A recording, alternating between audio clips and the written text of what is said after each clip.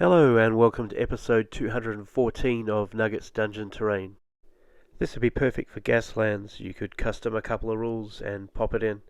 It's also really handy in my new game, Wastelands Highway. This is a dungeon crawler game using post-apocalyptic cars, and what good is a dungeon crawler if it doesn't have traps? Here are the materials I thought I'd need at the start. A couple of these got changed out. The idea of the trap is that once triggered, a bunch of piled up cars will fall down.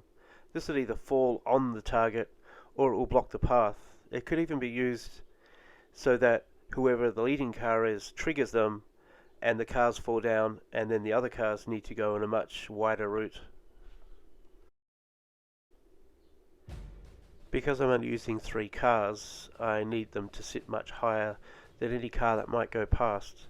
So I build up a rocky outcrop, and it's also here that I'm going to put some of the triggers to make the trap look a little bit more realistic.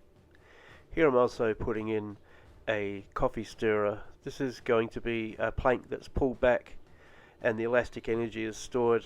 Once the trap is triggered, the plank will fly forwards and topple over the cars, which are precariously balanced on top of the rocks.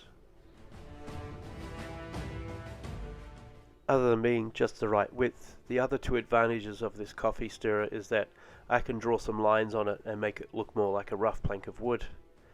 And I can dunk it in water and bend it a little bit. Here I've just dunked it in the paintbrush bucket, and I've bent it back so that it will look like it's bowed and ready to flex back in the other direction.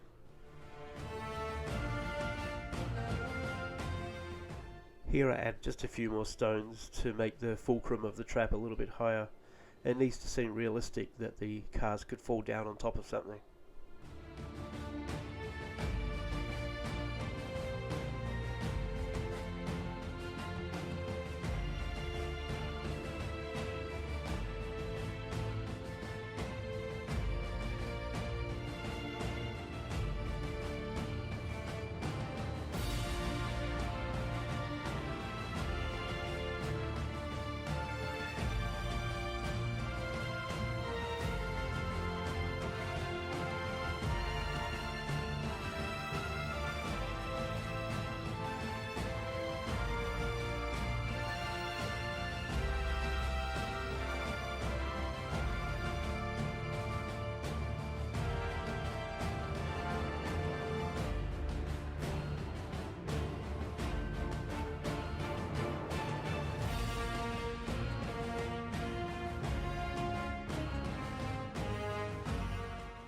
I'm using a light gauge floral wire as the cables of the trap.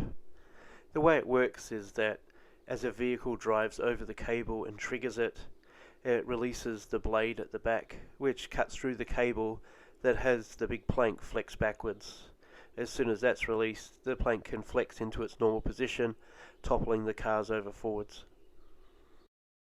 To represent some of these parts, I just used some gears that are ripped out of the back of an old DVD player, and the sword from a Warhammer piece, and a couple of other bits and pieces.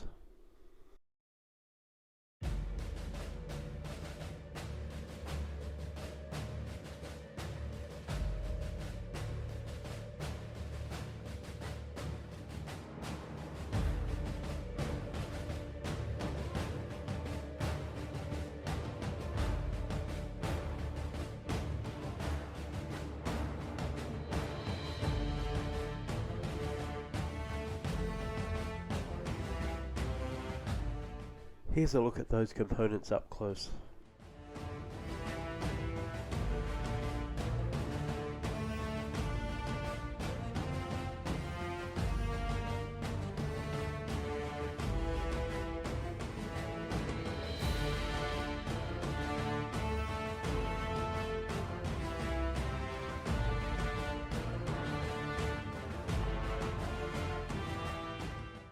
I wanted to put chains around the cars holding them together, but I knew that if I put it around the belly of the cars, it would make it look like they couldn't fall over and scatter across the ground.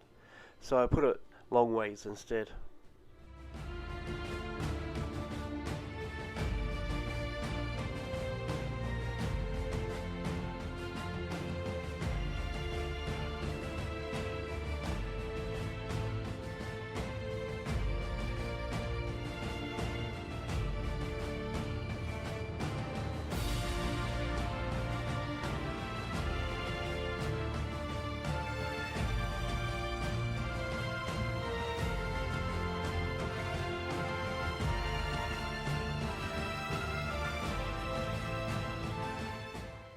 First these very bright undercoats, and then the first touches of rust, just picking out the main areas I thought would rust. I then applied an orange patina of rust and an overall wash, and then finished it off by applying some of this chalk pastel.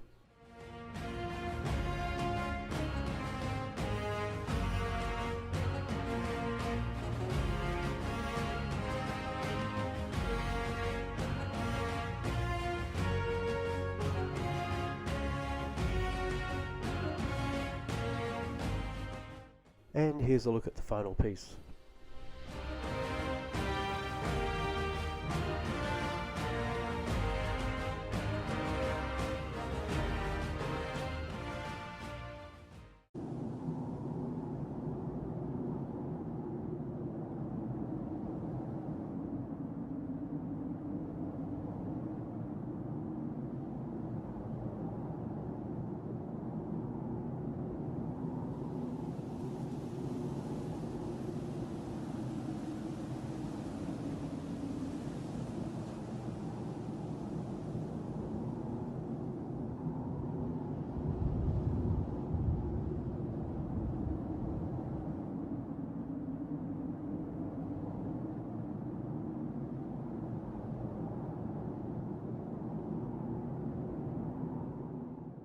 Thanks for watching. Remember, you can support the channel by checking out the 2 Kickstarter projects in the links below.